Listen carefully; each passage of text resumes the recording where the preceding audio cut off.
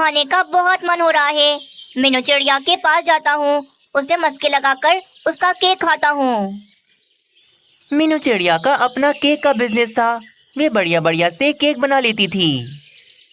मीनू चिड़िया, अभी 2 महीने के बाद मेरा जन्मदिन आने वाला है। मैंने सोचा है इस बार मैं तुमसे बड़ा वाला केक बनवाऊंगा। अच्छा, एक काम करो, पहले तो मुझे अपना एक केक तो खिलाओ। मैं तुम्हारा केक खाकर बताऊंगा कि मुझे तुम्हें बड़े केक का ऑर्डर देना है कि नहीं। भाग जाओ यहाँ से कालू कौवे, मैं सब जानती हूँ, ये सब नाटक है। तुम्हें कोई बड़े केक का ऑर्डर नहीं देना। तुम्हें मैं कितनी बार फ्री में केक खिला चुकी हूँ, पर आज नहीं खिलाऊंगी। जाओ, जाकर पहले पैसे लेकर आओ, फिर ही तुम्हें केक मिलेगा। कंजूस कहीं, मैं जानता था ये मुझे केक नहीं खिलाएगी। अरे नहीं खाना तुम्हारा कोई केक वेक। तुम्हारा केक खाने से बेहतर है मैं कोई सड़ा गला भोजन खा लूं। गुस्सा होकर कालू कौवा मीनू चिड़िया के घर से चला जाता है। जेब में पैसे होते नहीं आया बड़ा केक खाने। आज मैंने ऐसे केक नहीं खिलाया तो देखो कैसे गुस्सा होकर चला गया। मैं क्या इसके बारे में सोच रही हूँ। चलो सारे केक बॉक्सेस में पैक करके पक्षियों को दे आती हूँ। मीनू चिड़िया फिर वे सारे केक बॉक्सेस में पैक कर देती है और फिर जिन जिन पक्षियों का ऑर्डर था मीनू चिड़िया उनके घरों पर उनके केक देने चली जाती है। इधर ही पक्षियों के जंगल में बाजू चील आई हुई थी, पर वे काफी ज्यादा परेशान थी। वे यहाँ वहाँ घूम रही थी। बाजू चील, तुम हमारे जंगल में सब खैरियत तो है ना? कौवे, मैं कुछ ढूंढ रही हूँ, बहुत परेशान हूँ, तुम जाओ यहाँ से। अरे मुझे तो बताओ तुम क्या ढूंढ रही हो, क्या पता मैं तुम्हारी मदद कर पाऊँ। कल मेरे बेटे का जन्मदिन है। मैंने सुना है इस जंगल में एक मीनू चिड़िया रहती है जो बढ़िया बढ़िया केक बनाती है। बस उसी का घर ढूंढ रही हूँ सुबह से, मुझे उसे केक का ऑर्डर देना है। अरे वाह, इस बाजू चील की वजह से मेरा फायदा हो सकता है। ओहो बाजू चील, इतनी सी बात, तुम परेशान ना हो, मैं जानता हूँ मीनू चिड़िया को, यहीं पास में रहती है। बहुत थक गई हो ना तुम, एक काम करो तुम घर जाओ, मैं जाता हूँ मीनू चिड़िया के पास और तुम्हारे नाम से केक का ऑर्डर दे देता हूँ। कौवे, क्या सच में तुम मेरा काम कर दोगे? हाँ हाँ, क्यों नहीं यार, तुम मेरी बड़ी बहनों जैसी हो। तुम जाओ आराम से घर, तुम्हारे केक का ऑर्डर मैं मीनू चिड़िया को दे दूंगा। बाजू चील फिर कालू कौवे को 500 रुपए देती है। कौवे, ये लो केक के पैसे, मीनू चिड़िया को दे देना, और हाँ, जो पैसे बचे कल मुझे केक के साथ लाकर दे देना। ठीक हो गया बाजू चील, कल चाहिए ना केक, मैं कल सुबह ही आपके घर पर केक पहुंचा दूंगा। बाजू चील का काम आसान हो गया था। बाजू चील खुशी खुशी अपने घर चली जाती है। चलो मीनू चिड़िया को जाकर केक का ऑर्डर दे देता हूँ। कालू कौवा भी केक का ऑर्डर देने मीनू चिड़िया के पास चला जाता है। ओए मीनू चिड़िया, मैं यहाँ पर केक खाने नहीं आया, मैं तो यहाँ पर तुम्हें एक बड़ा ऑर्डर देने आया हूँ। कल बाजू चील के बेटे का जन्मदिन है, इसीलिए उसने मुझसे कहा मैं तुम्हें केक का ऑर्डर दे दूँ। अच्छा ठीक है कालू कौवे, मैं केक बना दूंगी, पर पहले पैसे दो। हाँ हाँ, ये लो पैसे, और बाकी के पैसे मुझे वापस करो। मीनू चिड़िया कालू कौवे से 500 का नोट ले लेती है और बाकी के 300 रुपए कालू कौवे को वे वापस कर देती है। कल आऊंगा सुबह केक लेने, तुम तैयार रखना। केक का ऑर्डर देकर कालू कौवा वहाँ से चला जाता है। मीनू चिड़िया का केक है 200 रुपए का, और बाकी के ये 300 रुपए मेरी जेब में गए। बाजू चील से कह दूंगा कि मीनू चिड़िया का केक 500 रुपए का है। अगले दिन सुबह सुबह कालू कौवा मीनू चिड़िया के घर पर केक लेने आ जाता है और फिर मीनू चिड़िया से केक लेकर वे बाजू चील के पास चला जाता है। कौवे मेरे दोस्त, तुम आ गए, मैं तुम्हारा ही इंतजार कर रही थी। तुम्हारा बहुत बहुत शुक्रिया कि तुमने मेरा काम कर दिया। अच्छा कौवे, केक में से जो पैसे बचे हैं वो तो वापस करो मुझे। बाजू चील, पैसे मैं वापस नहीं कर सकता क्योंकि ये केक ही 500 रुपए का है। 500 रुपए का इतना महंगा केक, लगता है उस चिड़िया का काम चल पड़ा है, तभी तो इतना महंगा केक कर दिया उसने। कालू कौवा बड़ा ही चालाक था। बाजू चील के केक के पीछे उसने पूरे 300 रुपए कमा लिए थे। मजा आ गया, बाजू चील का काम करके बाजू चील की नजरों में इज्जत भी कमा ली और पैसे भी। कुछ दिन फिर बीत जाते हैं।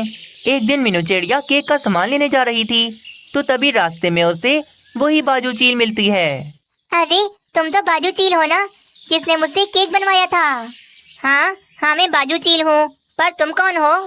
मैं मीनू चिड़िया हूँ, केक बनाती हूँ मैं। मैंने ही आपके बेटे के जन्मदिन का केक बनाया था। अच्छा, तो तुम हो मीनू चिड़िया जो इतने महंगे महंगे केक बेचती हो। नहीं नहीं, ये आपसे किसने कहा? मेरे केक के दाम तो बिल्कुल मुनासिब हैं। 500 रुपए का केक, ये कोई मुनासिब दाम है चिड़िया? मैंने तो सोच लिया है, आइंदा के बाद तुमसे मैं कभी केक नहीं बनवाऊंगी। 500 रुपए का केक, ये आपसे किसने कहा? कोई मुझसे बड़े से बड़ा भी केक बनवाए तो भी मैं 200 रुपए में बना देती हूँ, 500 का तो मैं कभी नहीं बनाती। तो फिर जो केक तुमसे कौवा लेकर गया वो तुमने 500 रुपए का क्यों बेचा उसे? नहीं नहीं, कालू कौवे ने मुझे 500 रुपए दिए थे, पर मैंने 300 रुपए उसे वापस कर दिए थे, क्योंकि मेरा केक तो सिर्फ 200 रुपए का होता है। बाजू चील अब समझ गई थी कि कालू कौवे ने ही बाजू चील को धोखा दिया है। अच्छा, उस कौवे ने मुझसे झूठ बोला और मेरे 300 रुपए वो खुद खा गया। हाँ, और उस कालू कौवे ने मेरा नाम भी खराब किया। उस कालू कौवे को तो छोड़ूंगी नहीं मैं। चील और मीनू चिड़िया बहुत गुस्से में कालू कौवे के पास चली जाती हैं। हाँ भाई कौवे, अब बताओ, वो केक 500 रुपए का था। अरे बाप रे, एक तरफ मीनू चिड़िया खड़ी है और एक तरफ बाजू चील। मैं झूठ बोलूं या सच, मार तो मुझे पड़कर रहेगी। बाजू चील, मीनू चिड़िया, वो देखो ऊपर क्या है। ऊपर क्या है? ऊपर तो मैं तुझे अभी पहुंचाती हूँ। बाजू चील और मीनू चिड़िया कालू कौवे को बहुत मारती हैं और उसे सबक सिखाती हैं कि वे आइंदा कभी किसी के साथ ऐसा ना करे। मीनू चिड़िया और कोमल चिड़िया दोनों आपस में बहनें थीं। कुछ दिन पहले उन दोनों के पति काम पर जा रहे थे तो शिकारियों के तीर आकर उन दोनों को लग जाते हैं और वे दोनों उसी समय मर जाते हैं। बस उसके बाद से वे दोनों चिड़ियाएं बिल्कुल अकेली रहती थीं। तुम उदास क्यों होती हो कमल चिड़िया? मैं हूँ ना तुम्हारी बहन, तुम्हारे साथ हूँ। देखो, तुम्हारे अंडे में से तुम्हारा बच्चा भी निकलने वाला है। हाँ मीनू चिड़िया, मुनमुन जी के हादसे के बाद तो मैं बहुत अकेली हो गई। अब बस मुझे अपने बेटे का इंतजार है। जब हमारे बच्चे अंडों से बाहर आ जाएंगे तो हमें बस दिन रात अपने बच्चों का ध्यान रखना पड़ेगा और हम घोंसलों में उनको अकेला छोड़कर भी नहीं जा सकेंगे। इसीलिए हमें अभी से ही अपने बच्चों के लिए भोजन जमा करके रखना पड़ेगा। हाँ हाँ, मैं भी यही सोच रही थी। चलो चलो मीनू चिड़िया, चलते हैं। दोनों बहनें रोजाना ही आने वाले वक्त के लिए भोजन जमा कर रही थीं और बस उन्हें अपने बच्चों के आने का इंतजार था। कब बाहर आओगे तुम मेरे बेटे अंडे से? जल्दी से बाहर आ जाओ और अपनी मम्मा का हाथ बटाओ। बेटियां तो कोमल चिड़िया को बिल्कुल भी पसंद नहीं थीं। उसे तो बस बेटा चाहिए था जो बड़ा होकर उसका सहारा बन सके। बस इस अंडे में से तो बेटा ही निकलना चाहिए, क्योंकि बेटियां तो किसी काम की नहीं होती। मेरा बेटा बड़ा होकर मेरा सहारा बनेगा। 2-3 दिन फिर ऐसे ही गुजर जाते हैं। मीनू चिड़िया, आज थोड़ा बुखार बुखार सा लग रहा है मुझे। आज मैं भोजन नहीं ढूंढ पाऊंगी। कोई बात नहीं, तुम आराम करो और अंडों का ख्याल रखो। मैं तुम्हारे लिए भी भोजन लेकर आऊंगी। मीनू चिड़िया भोजन की तलाश में निकल जाती है और कोमल चिड़िया भी अपने घोंसले में आराम कर रही थी। तभी अचानक कोमल चिड़िया का अंडा जोर जोर से हिलने लगता है। अरे, मेरा अंडा तो हिल रहा है। इसका मतलब मेरा प्यारा बेटा अंडे से बाहर आने वाला है। कोमल चिड़िया बहुत खुश हो रही थी। तभी अंडा फूटता है और ये क्या, अंडे में से तो चिड़े की जगह नन्ही सी चिड़िया निकल आती है। हाय रे, मैंने तो बेटे के कितने सपने देखे थे। ये बेटी कहाँ से निकल आई? ये तो मुझ पर बोझ बन जाएगी। काश मेरा बेटा होता तो बड़ा होकर मेरा सहारा बन जाता। उसी समय मीनू चिड़िया का भी अंडा हिलने लगता है और वे अंडा भी फूटता है और उसमें से प्यारा सा चिड़ा निकलता है। ये तो बहुत गलत बात है। मुझे बेटा चाहिए था और मेरी बेटी हो गई और उस मीनू चिड़िया के अंडे में से बेटा निकल आया। अब मैं क्या करूं? मेरे साथ तो बहुत बुरा हुआ। ये सब देखकर कोमल चिड़िया के दिमाग में उपाय आ जाता है और कोमल चिड़िया अपनी बेटी को उठाकर मीनू चिड़िया के घोंसले में रख देती है और मीनू चिड़िया के प्यारे से बेटे को अपने घोंसले में लाकर रख देती है। मेरा प्यारा शहजादा, मैं हूँ आज से तुम्हारी मम्मा। मम्मा, मेरी मम्मा। मम्मा, मुझे बहुत भूख लगी है। मेरी मम्मा कहाँ गई? मेरी मम्मा कहाँ चली गई? तभी वहाँ पर काफी सारा भोजन लेकर मीनू चिड़िया आ जाती है। अरे वाह, अंडा फूट गया और हमारे बच्चे बाहर आ गए। मेरी प्यारी बेटी कितनी ज्यादा सुंदर है। देखो तो मीनू चिड़िया, मेरा सपना पूरा हो गया। मेरे अंडे में से ये नन्हा सा चिड़ा बाहर आया। मेरा बेटा हुआ है। पर ये बताओ, तुम्हारी तो बेटी है, तुम क्या करोगी? ये तो सारी जिंदगी तुम पर बोझ बनकर रहेगी। ऐसा क्यों कह रही हो भला? ये मुझ पर बोझ थोड़ी ना है। मैं तो अपनी बेटी को पढ़ा लिखा कर इसे अपने पैरों पर खड़ा कर दूंगी। चालाक कोमल चिड़िया बच्चों की अदला बदली कर कर बहुत ज्यादा खुश थी। अच्छा हुआ अंडे फूटने के समय मीनू चिड़िया नहीं थी, वरना मुझे अपनी बेटी को ही सारी जिंदगी पालना पड़ता और ये नन्हा चिड़ा बड़ा होकर मीनू चिड़िया का सहारा बन जाता। परंतु अब ऐसा नहीं होगा। बेवकूफ मीनू चिड़िया अपनी बेटी को देखकर कितनी खुश हो रही है। कल को जब मेरा बेटा बड़ा होकर मेरा सहारा बनेगा तब ये बहुत पछताएगी। कोमल चिड़िया अपनी खुद की बेटी को कमतर समझ रही थी और ऐसी हरकत करके वे बहुत ज्यादा खुश थी। समय बीतता जाता है। दोनों बच्चे अब स्कूल जाने लग जाते हैं। अरे मानो चिड़े, तुम कहाँ जा रहे हो? स्कूल तो उस दिशा में है, तो तुम दूसरी दिशा में क्यों जा रहे हो? तुम अपने काम से काम रखो, जाओ स्कूल, मेरी चिंता ना करो, मुझे कोई स्कूल नहीं जाना। कोमल चिड़िया के लाड प्यार ने मानो चिड़े को काफी बिगाड़ दिया था। कोमल चिड़िया तो उस पर जरा नजर नहीं रखती थी, जिस कारण अब मानो चिड़ा स्कूल के बहाने कहीं खेलने चला जाता था और उधर ही मीनू चिड़िया की बेटी स्कूल में सारा दिन मन लगाकर पढ़ाई करती थी। बस मम्मा बस करो, मेरा मन नहीं है पढ़ाई में, अब मुझे पढ़ाई का ना कहना। अच्छा मेरे बेटे, नाराज तो ना हो, अब नहीं बोलती तुम्हें पढ़ाई का। समय थोड़ा और बीत जाता है। दोनों बच्चे बड़े हो गए थे। मीनू चिड़िया की बेटी, जो कि असल में कोमल चिड़िया की बेटी थी, वो तो पढ़ लिख कर अच्छी डॉक्टर बन गई थी और वे तो मीनू चिड़िया का नाम काफी रोशन कर रही थी। ये लो मम्मा, मेरी पहली कमाई, अब मैं बहुत बड़ी डॉक्टर बन गई हूँ, बहुत सारे पैसे कमाऊंगी मैं। मेरी प्यारी बेटी, तुमने तो मेरा नाम रोशन कर दिया, मेरा बरसों का सपना तुमने आज पूरा कर दिया। वहीं कोमल चिड़िया के लाड प्यार ने मानो चिड़े को बहुत बिगाड़ दिया था। अब तो बड़ा होकर वे बहुत आलसी बन गया था। क्या यहाँ पड़ा सो रहा है? जा जाकर काम कर, वरना उल्लू सेठ तुझे काम से निकाल देंगे। माँ जाओ यहाँ से, मेरी नींद ना खराब करो। उल्लू सेठ मुझे काम से निकालता है तो निकाल दे। अगर आपको इतना ही है तो मेरी जगह आप काम पर चली जाओ। अपने बेटे से परेशान होकर कोमल चिड़िया बुढ़ापे में उल्लू सेठ के खेत में जाकर काम करती थी। मैंने सोचा था मेरा बेटा होगा तो बड़ा होकर मेरा सहारा बन जाएगा, इसीलिए मैंने मीनू चिड़िया के बेटे को अपना बेटा बना लिया और अपनी बेटी से जान छुड़वा ली थी। परंतु ये तो मुझे ठीक सजा मिली। मैंने अपनी बेटी को कमतर समझा, उसे बोझ समझा। वही आज पढ़ लिख कर कितनी बड़ी डॉक्टर बन गई और उसने तो मीनू चिड़िया का नाम रोशन कर दिया। और एक मेरा बेटा है, उसने तो मेरा नाम मिट्टी में मिलाकर रख दिया। अपनी गलत सोच पर कोमल चिड़िया बहुत पछताती है। इस कहानी से हमें ये सीख मिलती है कि हमें कभी भी किसी को कमतर नहीं समझना चाहिए। बेटा, तुम्हारे बाबा तो मुझे छोड़कर चले गए, मैं बहुत अकेली हो गई। जल्दी से अंडे से बाहर आ जाओ, मैं बहुत याद करती हूँ आपको। बेचारी कौवी अंडे से अपने बच्चे के बाहर निकलने का बेसब्री से इंतजार कर रही थी। 2-3 दिन गुजर जाते हैं।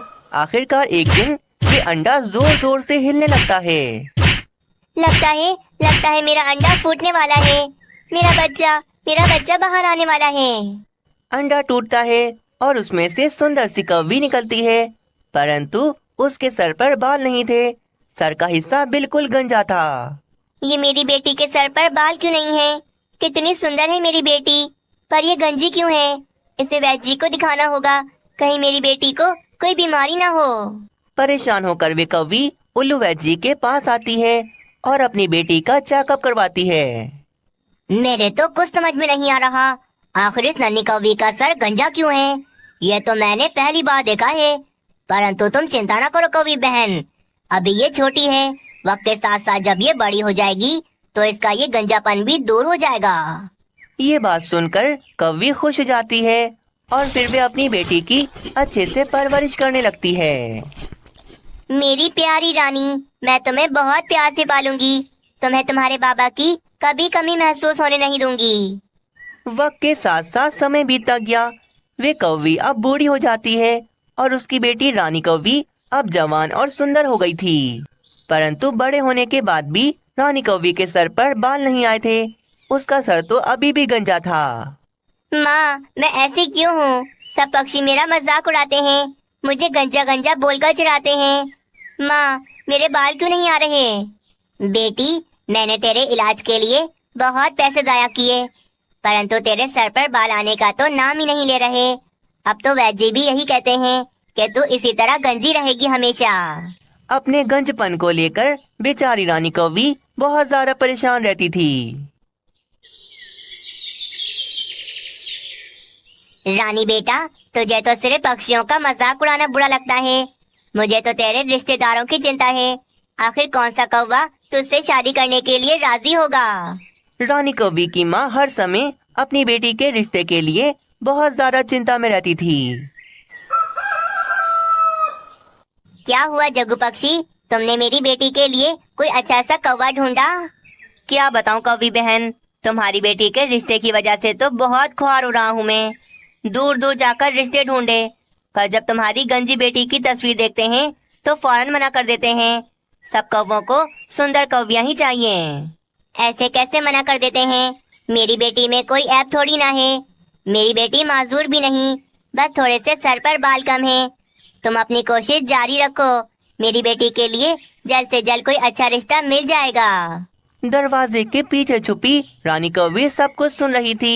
बेचारी आंसुओं से रो रही थी। माँ मेरी वजह से कितनी परेशान है।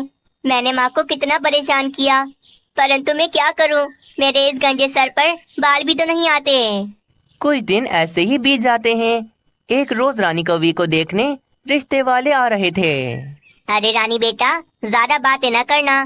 पुराने जमाने की सासों को ज्यादा बातें करने वाली कौवियाँ अच्छी नहीं लगती। तुम बस खामोश रहना, सारी बातें मैं करूँगी। माँ, तुम मुझे ये सब क्यों कह रही हो? मैं जानती हूँ कि क्या होने वाला है। देखना, मेरे इस गंजे सर को देखते ही रिश्ते वाले मना कर देंगे फौरन से। मुझे तो लगता है मुझे देखते ही रिश्ते वाले फौरन से भाग जाएंगे। पहले से ही ऐसी बातें क्यों करती है? मेरा दिमाग ना खराब कर, जा जाकर तैयार हो जा। कुछ देर में रिश्ते वाले आ जाते हैं। रानी कौवी तैयार हो जाती है। अरे वाह, घर तो आपका बहुत अच्छा है। आप अपनी बेटी को बुलाए ना, मैं देखना चाहती हूँ मेरी बहू कितनी सुंदर है। रानी बेटा, आ जाओ, सब तुम्हारा इंतजार कर रहे हैं।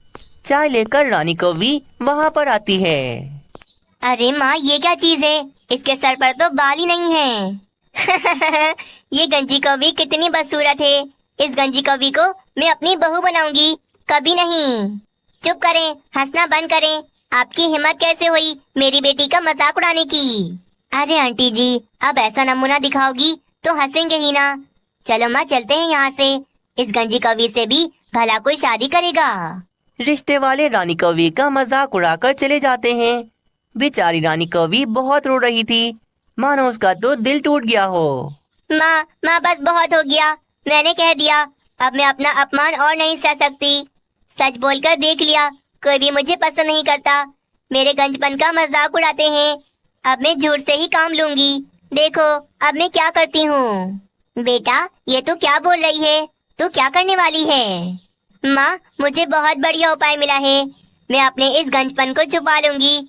हम रिश्ते वालों को नहीं बताएंगे कि मैं गंजी हूँ। रानी कौवी की माँ को कुछ समझ नहीं आ रहा था कि आखिरकार रानी कौवी क्या करने वाली है। रानी कौवी अपना गंजपन छुपाने के लिए लंबे बालों वाली विग पहन लेती है।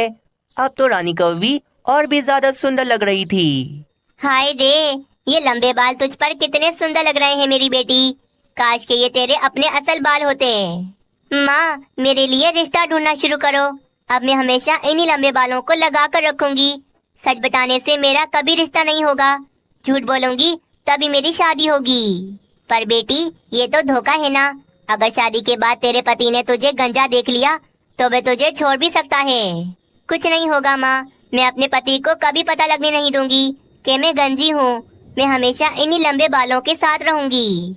वे दोनों माँ बेटी अपने घर को बेचकर मिट्टू महाराज के जंगल में आकर अपना दूसरा घर खरीद लेते हैं। अरे वाह माँ जी, आपकी बेटी कितनी सुंदर है। इसके बाल कितने लंबे और घने हैं। पर आपने अभी तक इसकी शादी क्यों नहीं की? मैं इतनी सुंदर हूँ तो अब मैं किसी गरीब कौवे से शादी थोड़ी ना करूँगी। मैं तो किसी अमीर कौवे से शादी करूँगी। अच्छा मौका है। कालू कौवा भी अपने लिए रिश्ता ढूंढ रहा है।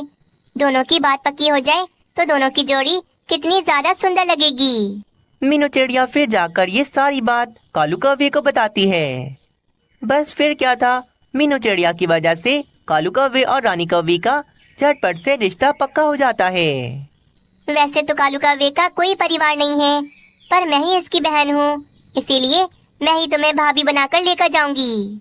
कालू कौवा भी सुंदर रानी कौवी को देखकर बहुत खुश हो रहा था। मीनू चिड़िया, मैं रानी कौवी को पसंद तो आ जाऊंगा ना? कहीं ऐसा तो नहीं शादी के बाद रानी कौवी मुझे छोड़कर चली जाए। कालू कौवे चिंता न करो, बिल्कुल न डरो, जो होगा अच्छा ही होगा।